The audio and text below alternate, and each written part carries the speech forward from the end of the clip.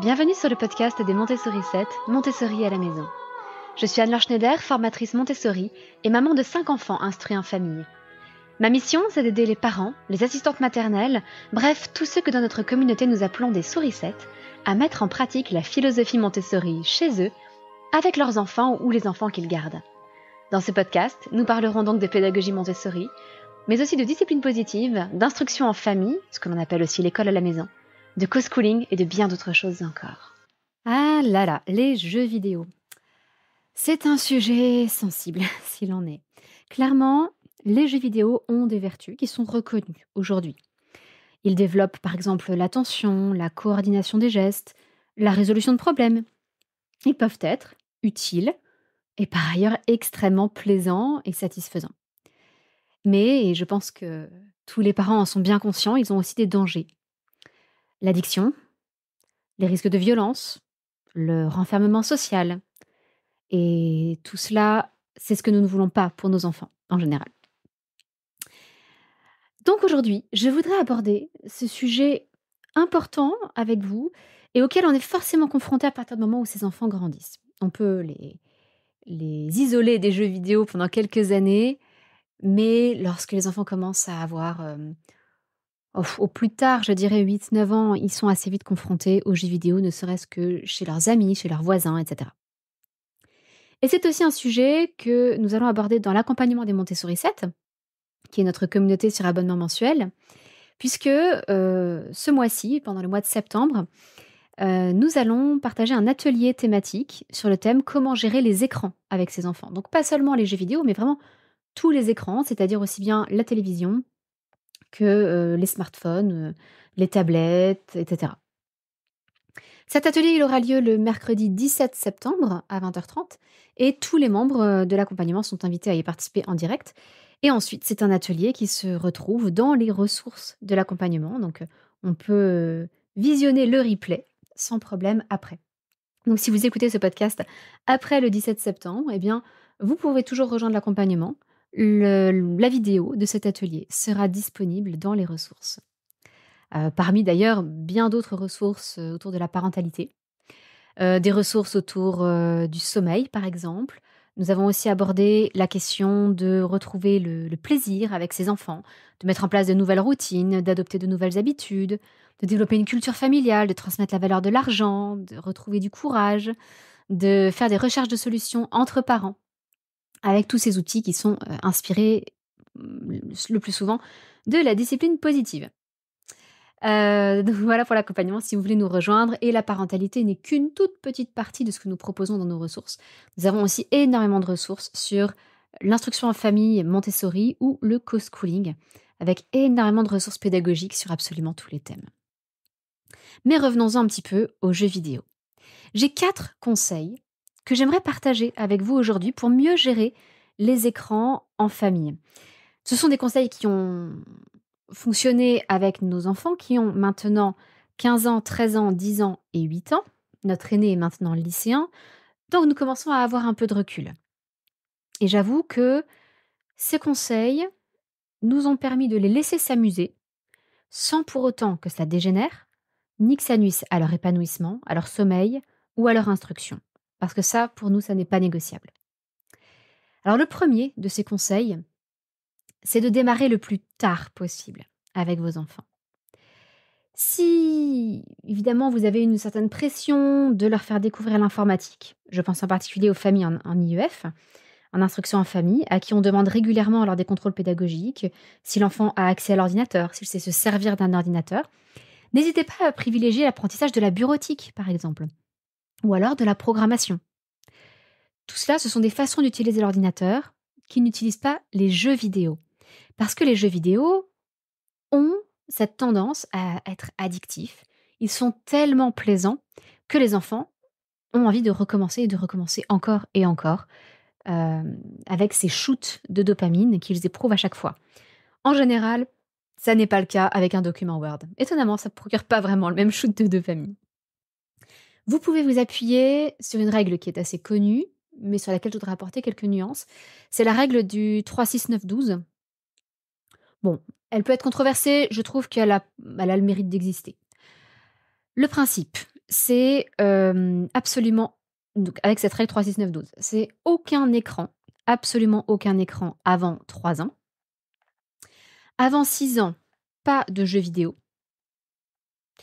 Avant 9 ans, pas d'internet seul et avant 12 ans, pas de réseaux sociaux. Je vous avoue très honnêtement que pour moi, c'est un peu limite. C'est-à-dire que c'est déjà jeune. Chez nous, on est plutôt, on va dire, sur du 3-6-12-18, on va dire, voire, et avec des grosses nuances. C'est-à-dire pas d'écran du tout avant 3 ans, heu, pas de jeux vidéo et on commencera uniquement avec des jeux vidéo sur ordinateur et avec des particularités dont je vais vous parler avant 6 ans, pas d'internet seul avant 12 ans et pas de réseaux sociaux avant je ne sais pas, notre aîné n'a toujours pas accès aux réseaux sociaux et si ça se trouve, ce sera peut-être vers 18 ans et on s'en passe très bien. Alors justement, je vous disais que j'allais apporter quelques nuances sur cet âge de 6 ans. C'est vrai que chez nous, les premiers jeux auxquels ils peuvent jouer, et c'est une règle que vous pouvez également adopter, je la trouve assez pratique, ce sont des jeux qu'ils ont programmés eux-mêmes. Les premiers jeux auxquels tu pourras jouer, ou le premier jeu auquel tu pourras jouer, ce sera quand tu seras capable de le programmer toi-même. Et ça, c'est pas mal. C'est pas mal pour 2 raisons. La première, c'est que ça repousse naturellement l'âge auquel ils vont faire leur premier jeu vidéo, parce que c'est beaucoup plus dur de le programmer que de le faire. Et ensuite, ça va les motiver à apprendre l'informatique. Et justement, l'informatique, pas les jeux vidéo. On parle souvent des nouvelles générations comme étant digital native, en disant bah, ils sont nés avec les nouvelles technologies. Et ils les maîtrisent beaucoup, beaucoup mieux que nous-mêmes, nos parents, nos grands-parents. En fait, c'est faux. La plupart des adolescents, aujourd'hui, ne maîtrisent pas l'informatique. Ils maîtrisent le scrolling, la navigation sur Internet, les jeux vidéo. Mais ils ont des connaissances qui sont très, très pauvres en matière d'algorithmique, de programmation ou de bureautique. Donc il ne faut pas oublier que l'informatique, c'est un domaine qui est vaste. Il y a beaucoup de choses que l'on peut apprendre. Il y a aussi la partie matérielle. Comment fonctionne un ordinateur? Comment est-ce qu'il est fait? Comment changer le disque dur interne de son ordinateur ou une carte mémoire? Tout ça, ça fait partie des connaissances qu'on peut avoir en informatique et que malheureusement les jeunes d'aujourd'hui ne possèdent pas vraiment. Donc on peut passer plus de temps là-dessus.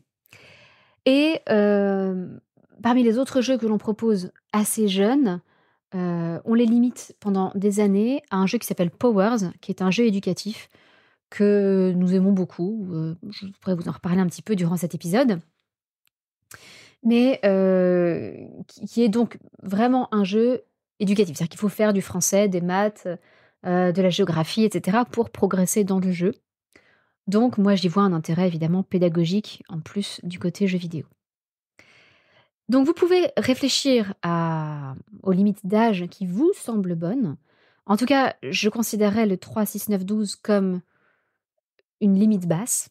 N'hésitez pas à aller plus haut et je vous partage notre exemple pour que vous vous rendiez compte qu'on peut être un adolescent aujourd'hui, on peut être au collège, on peut être au lycée et ne pas utiliser les réseaux sociaux.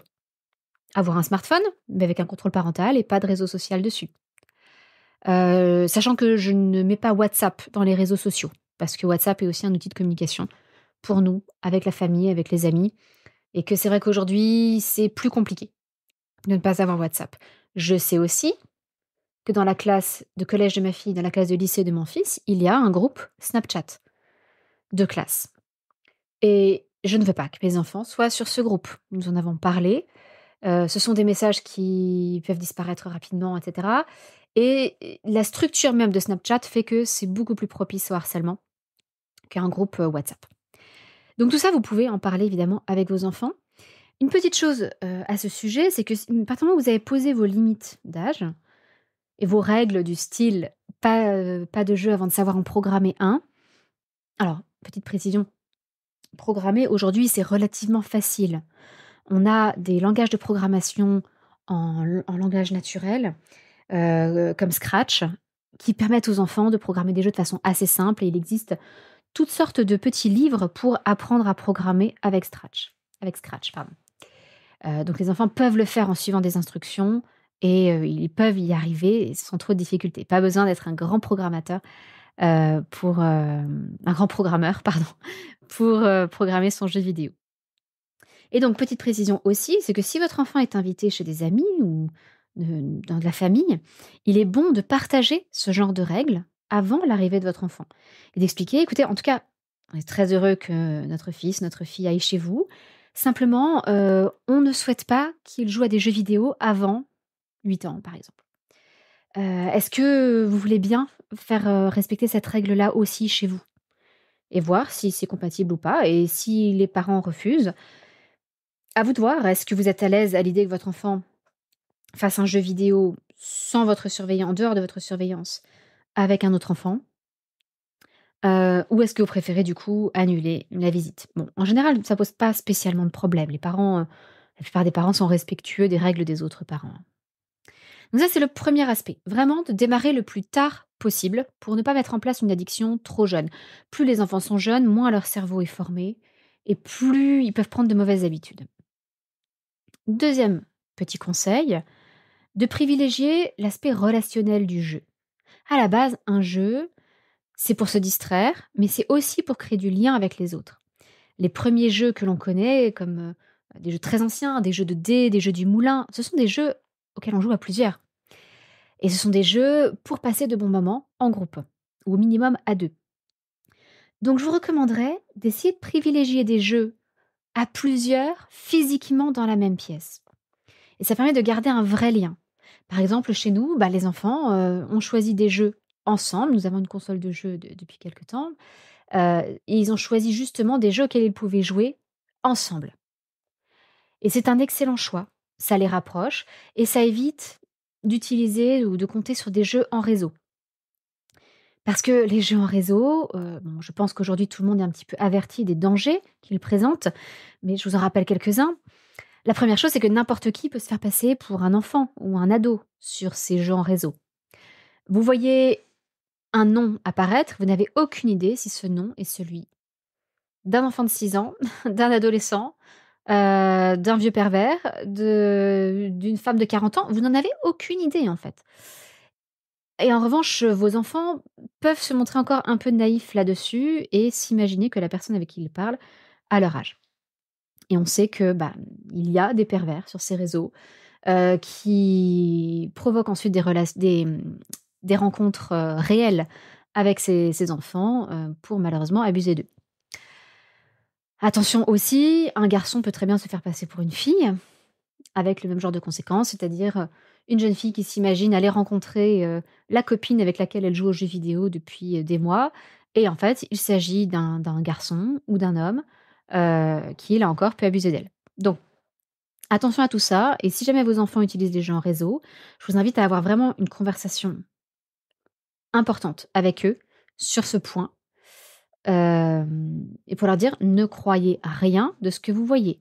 Quand quelqu'un vous parle, imaginez un monsieur de 50 ans ou de 60 ans, et dites-vous, voilà, ça n'importe qui peut dire n'importe quoi sur ces jeux en réseau».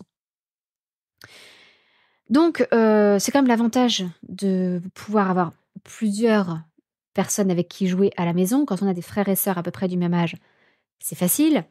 Évidemment, si vous avez un enfant unique ou que si vous n'avez qu'un seul enfant en âge raisonnable de jouer aux jeux vidéo, peut-être que vous pouvez jouer avec lui. Et ça peut être très, très sympa. Moi, j'ai un beau-frère qui aime beaucoup les jeux vidéo. Ses enfants sont encore un peu jeunes, mais lorsqu'il invite certains de nos enfants, chez eux, eh bien, souvent, il leur propose une partie de jeux vidéo et c'est très sympa parce que c'est fait à plusieurs. Voilà.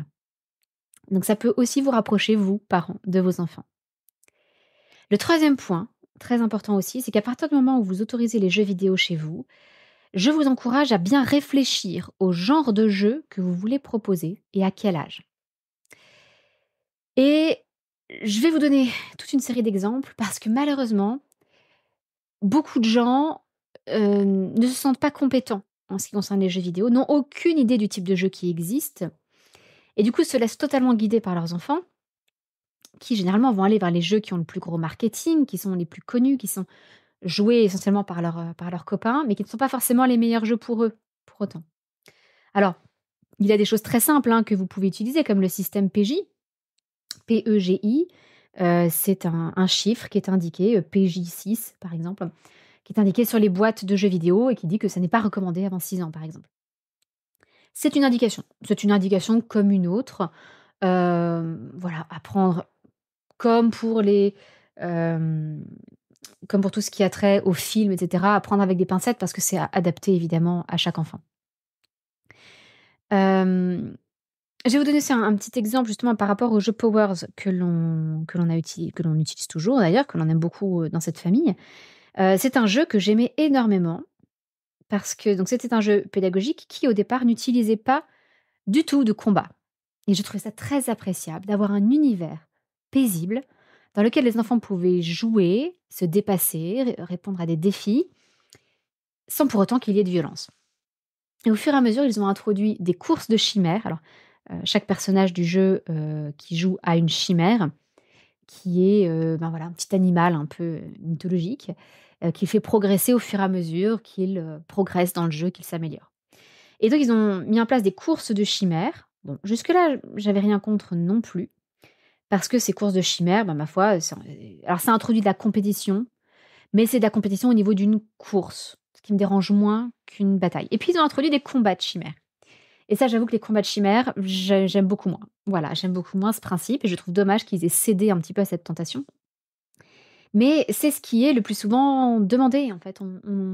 Les jeunes, reproduisent les schémas qu'ils connaissent déjà et malheureusement, les jeux les plus connus en ce moment sont souvent des jeux de combat. Donc c'est ce qui est souvent demandé. Mais il existe bien d'autres types de jeux. Donc je vais vous partager différentes catégories.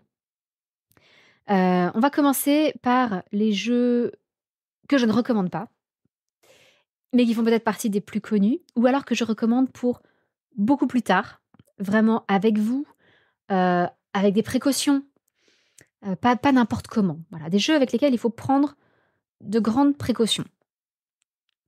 Vous avez, ce qu'on appelle les first person shooters, les FPS. Donc à chaque fois, je vais vous donner une catégorie, puis je vais vous donner des exemples, certains, pas si récents que ça, mais que du coup vous allez peut-être davantage connaître et d'autres un peu plus récents. Mon idée, c'est de vous présenter ces différentes catégories pour que vous ayez le vocabulaire de ces jeux vidéo. Parce qu'à partir du moment où vous aurez le vocabulaire, vous allez pouvoir aider vos enfants à choisir des jeux en disant: «Ah, tu es sûr que tu veux un FPS? Tu préférerais pas un RPG?» Et là, vous allez aussi savoir naviguer dans les rayons, des boutiques en ligne, dans les rayons des magasins de jeux vidéo, et pouvoir chercher des références, à partir du moment où vous avez les bons mots. Alors, donc vous avez les FPS, les first person shooters. Le principe, c'est que vous jouez à la première personne, c'est-à-dire que, vous voyez ce que voit votre personnage et en gros, vous avez une arme et vous tirez sur les gens. C'est le principe de base. Ce sont des jeux comme Call of Duty ou Counter Strike. Donc évidemment, ce sont des jeux assez violents, et en plus en solo. Bon, donc c'est fait partie des raisons pour lesquelles je ne les recommande pas spécialement, en tout cas pas pour les plus jeunes. Vous avez les MMORPG. MMORPG, attention, ça veut dire Massively Multiplayer Online Role Playing Game. Donc, c'est un jeu de rôle, en ligne, massivement multiplayer, multijoueur, pardon. Le principe, c'est que alors ce sont des jeux comme World of Warcraft, qui a une longévité, exceptionnelle. Le principe, c'est que vous êtes dans un univers gigantesque, où vous avez des gens alors vous avez différentes versions de cet univers, mais vous avez des gens du monde entier sur la carte sur laquelle vous jouez, que vous pouvez rencontrer, avec qui vous pouvez faire équipe pour faire des quêtes et cetera. Mais vous avez des ça peut être des milliers de personnes ou bien plus, que vous pouvez rencontrer, qui peuvent jouer avec vous, qui sont des vrais joueurs, qui ne sont pas, hem, des NPC, c'est-à-dire des non-playing characters, des personnages non joueurs. Vous avez les 2. En français, on dit un NPJ, un PNJ, un personnage non joueur. Vous trouvez souvent NPC pour la version anglaise. L'inconvénient, c'est un petit peu tout ce qui était lié aux jeux en réseau, c'est-à-dire que, vous ne savez pas qui vous rencontrez, et c'est un côté extrêmement addictif parce que vous avez cette pression de gens qui sont parfois à l'autre bout du monde, qui vous demandent de vous connecter tel jour à telle heure pour faire telle quête entre équipes et cetera. Même si les univers peuvent être très sympathiques parce que ce sont des univers de jeux de rôle, souvent un peu fantasy et cetera. Vous avez aussi les Multiplayer Online Battle Arena, les MOBA. Le principe d'un MOBA, c'est que vous êtes littéralement, ça veut dire arène de bataille en ligne multijoueur. Donc c'est un petit peu comme les MMORPG, sauf que la différence, c'est que c'est pas un jeu de rôle, c'est une arène dans laquelle il y a des combats. Mais vous êtes à plusieurs joueurs, réels, enfin, qui sont parfois à l'autre bout du monde, mais réels, dans cette arène. Un exemple, c'est League of Legends. Donc là, en plus, on a le côté, violent qui peut, intervenir et toujours cet inconvénient du côté multijoueur. Alors il y a aussi un inconvénient au fait qu'il y a toujours quelqu'un pour jouer avec vous, parce qu'il y a toujours des gens du monde entier, quelle que soit l'heure du jour ou de la nuit. Donc on peut avoir des jeunes qui deviennent très facilement accros à ce genre de jeu et qui en perdent le sommeil puisque même à 2 heures du matin, ils trouveront quelqu'un pour jouer avec eux. Vous avez aussi les hack and slash, avec un H au départ, hack and slash, qui sont des jeux de type, donjon. C'est-à-dire, c'est un petit peu comme la version Dungeons de Minecraft, Minecraft Dungeons ou Diablo. Le principe, c'est que vous tuez des ennemis, vous récupérez des récompenses. Grâce à ces récompenses, vous progressez et du coup, vous pouvez tuer plus ou des ennemis plus forts. Bon, encore une fois, on reste sur des jeux assez violents. Il y a tout ce qui est jeux de combat, comme, Street Fighter, Super Smash Bros, qui est très, très connu, Mortal Kombat. Tout ça, ce sont des jeux, ultra connus. Encore une fois, on est sur de la violence, on est sur du combat et vous avez une sous-catégorie de ces jeux de combat qui s'appelle les beat them all. Des beat them all comme God of War ou Final Fight, hem, où en fait, vous n'avez jamais fini. Il y a toujours plein, plein, plein d'ennemis à tuer. Encore une fois, des jeux assez violents.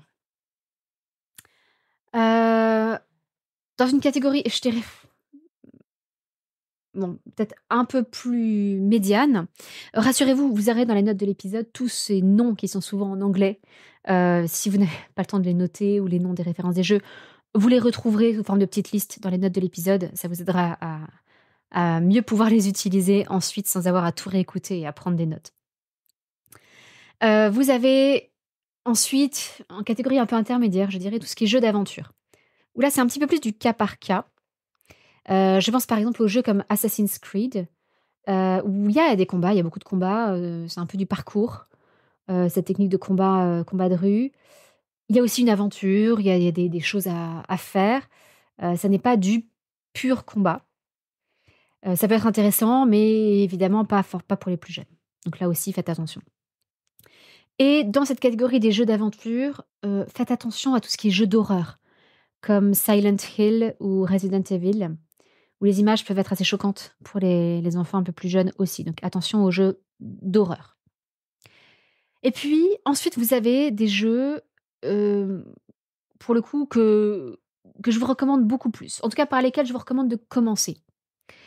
Pour rester dans les jeux d'aventure, c'est une catégorie qui est très, très large, hein, les jeux d'aventure, je vous le disais, il faut un peu voir au cas par cas. Vous avez les jeux d'aventure en point and click. Le principe, c'est on pointe avec la souris et on clique sur des objets. Évidemment, il y a plus forcément de souris, ça peut être avec une console, mais c'est un peu la même question. C'est on vise et on pointe et enfin, on vise et on clique. Vous avez des jeux comme ça qui peuvent être des jeux avec des énigmes, qu'il faut résoudre, où il n'y a pas forcément de violence du tout et avec de belles, vraiment de très très beaux exemples, comme Myst, que personnellement j'ai énormément aimé plus jeune, Discworld, Monkey Island et puis un jeu, que j'avais là aussi énormément aimé petite et j'aimerais tellement qu'on refasse des jeux dans cet esprit-là aujourd'hui, mais avec des graphiques améliorés, avec un peu plus de fluidité parce que je m'imagine pas reprendre, ce vieux CD-ROM aujourd'hui.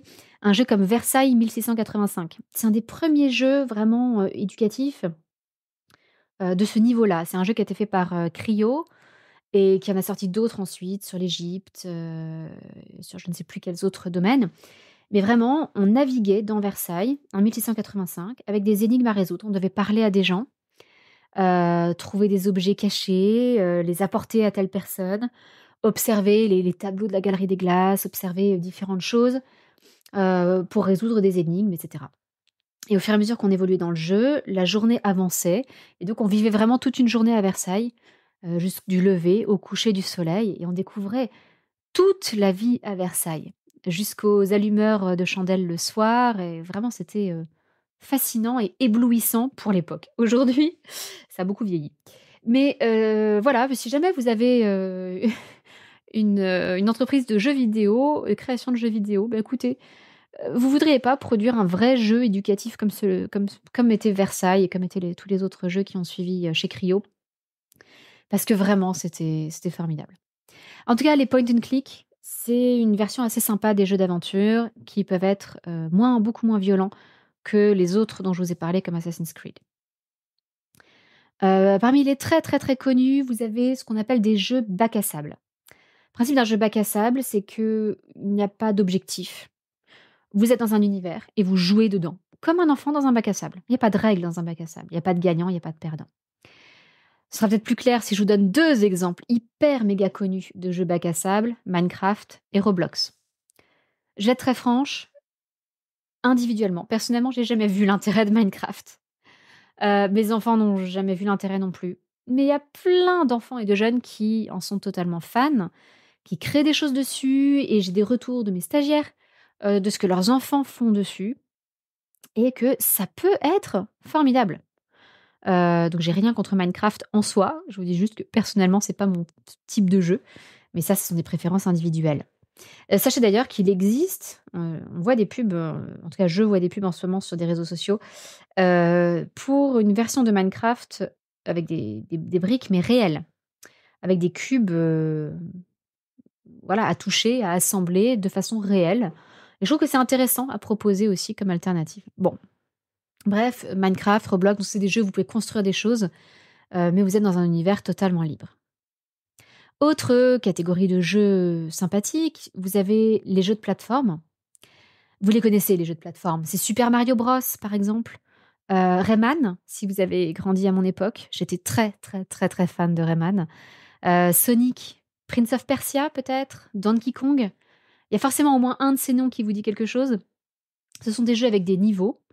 Et vous devez traverser tout un niveau en surmontant des obstacles, en faisant des sauts, parfois en affrontant des ennemis, en faisant des acrobaties, etc., pour récupérer des bonus, etc., etc.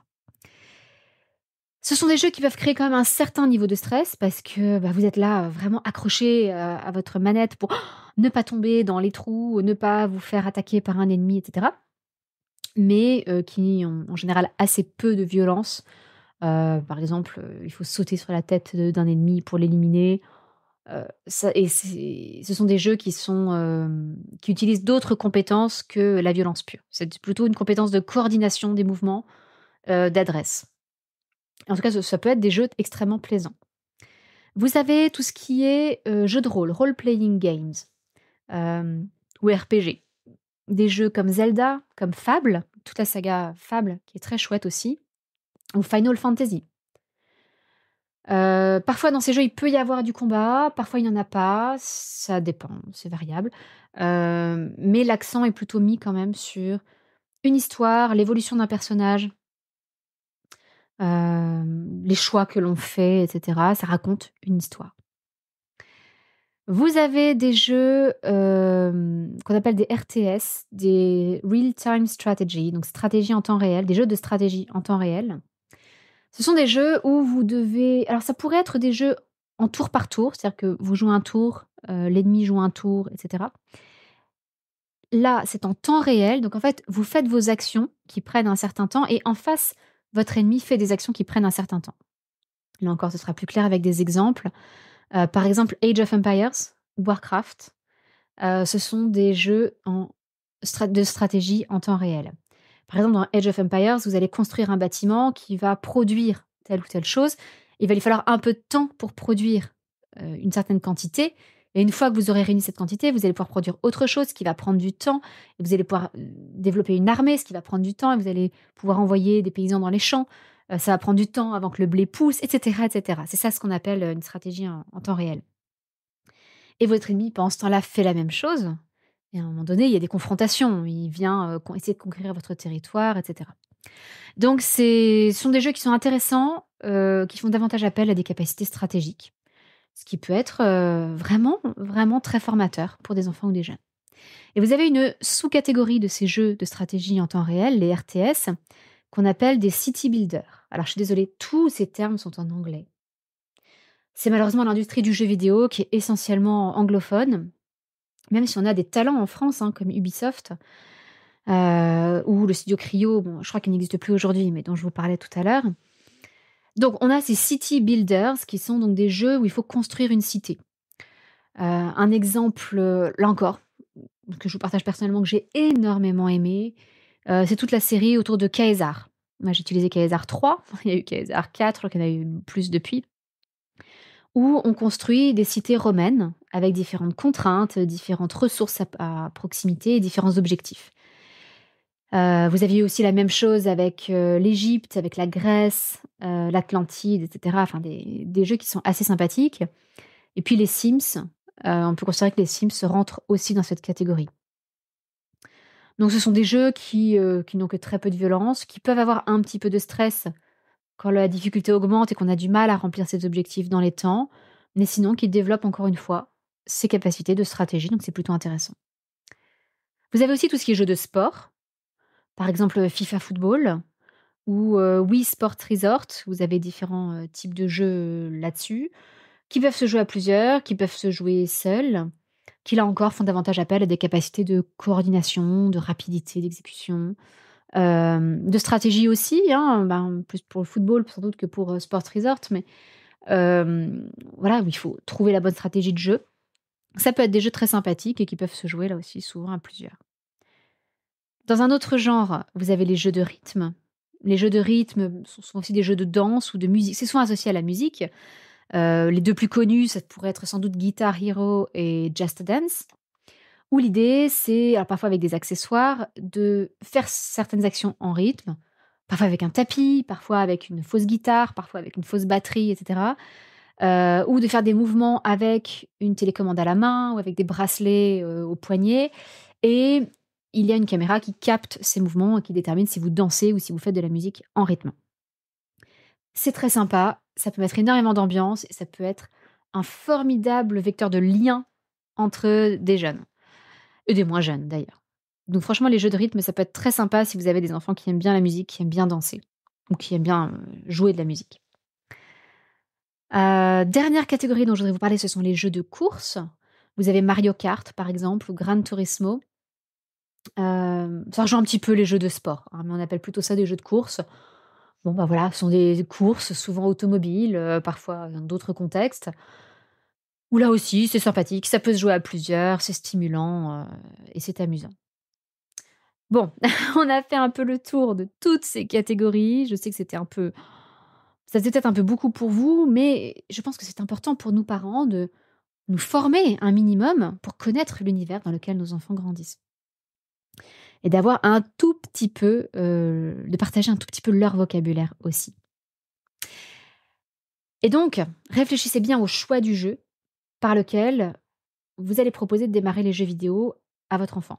Et si votre enfant veut absolument faire des jeux de combat, des jeux assez violents, eh bien, au moins, vous pourrez lui proposer d'autres jeux. Vous aurez les termes pour aller chercher d'autres choses. Vous saurez qu'il existe d'autres catégories et vous aurez des propositions à lui faire. Alors que sinon, on n'entend parler que de quelques jeux via les copains de nos enfants et se dit, bah, il n'y a pas le choix, il n'y a que ça auquel tout le monde joue. Et c'est pas vrai. Tous les jeux dont je vous ai parlé ont leur public. Donc il y a moyen que ça plaise à vos enfants et qu'ils se fassent des amis grâce à ces jeux.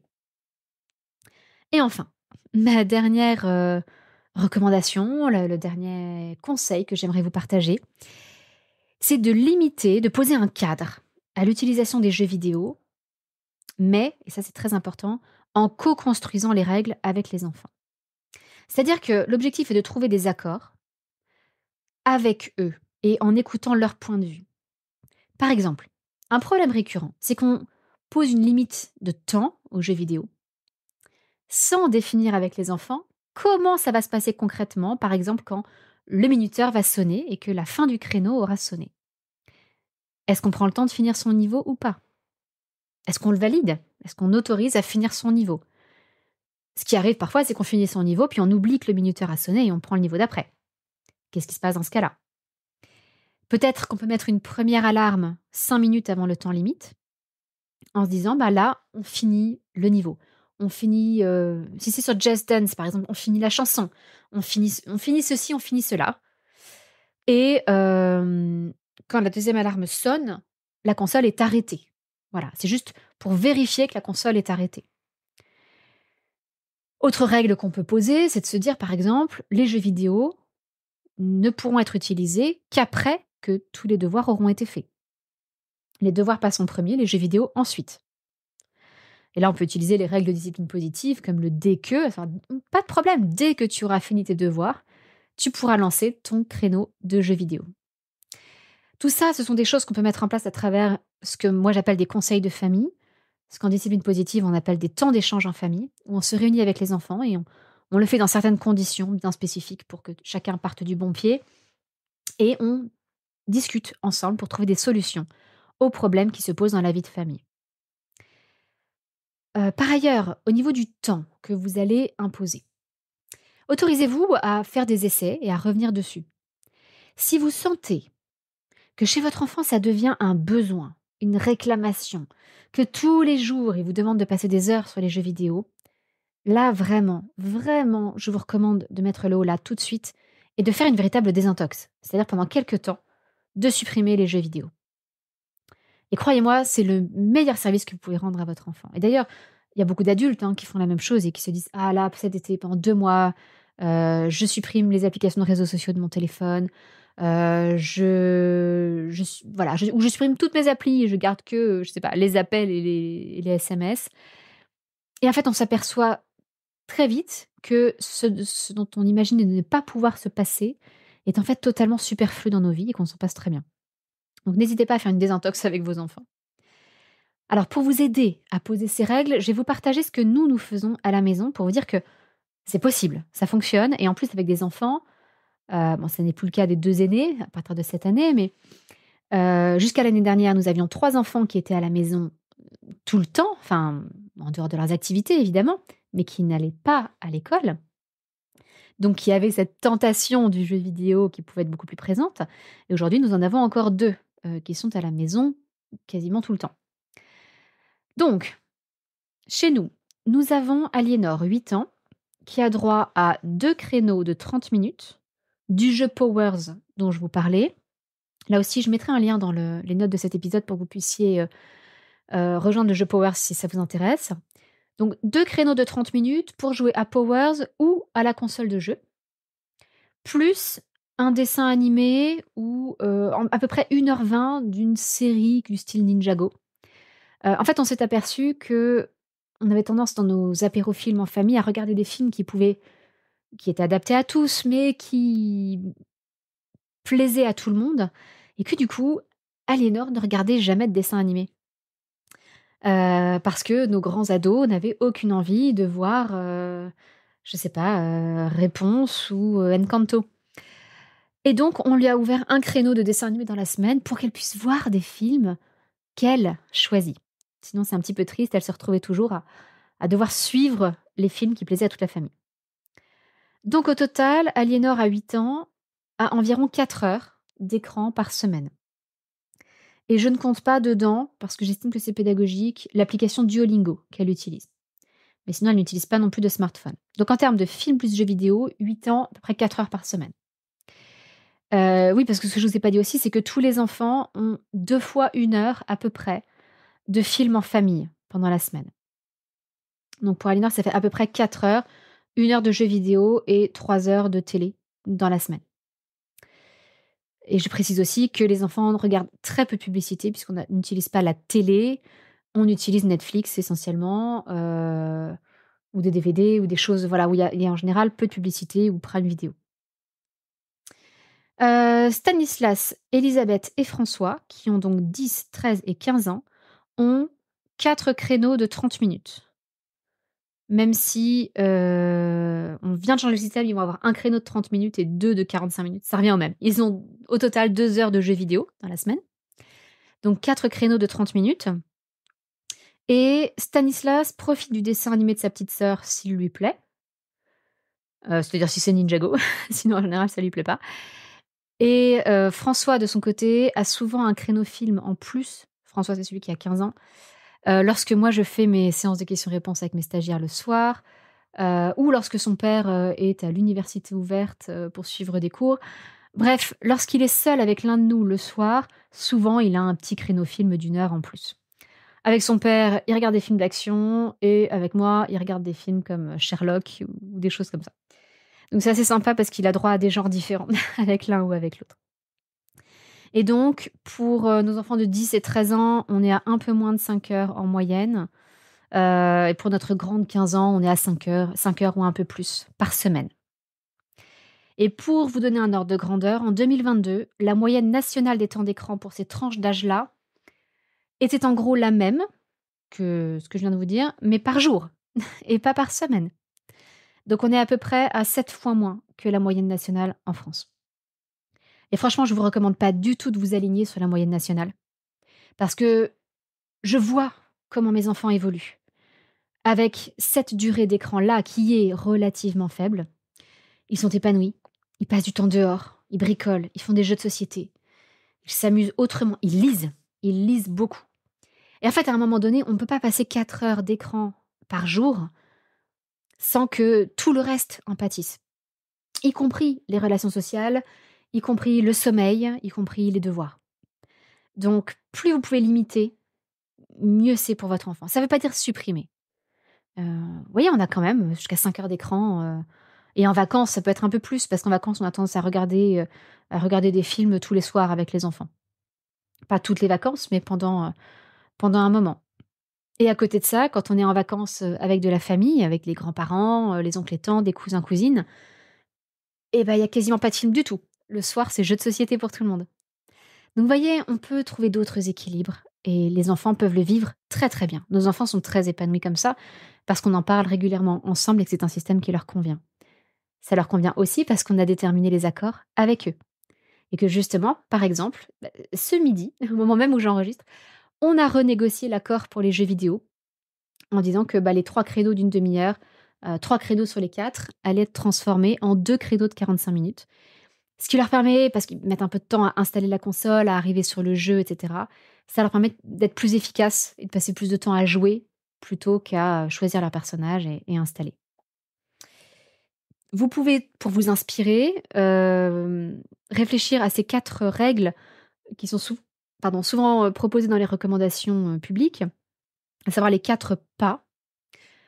Pas de jeux vidéo le matin et je pense que c'est une très bonne chose, pas de jeux vidéo le matin pour,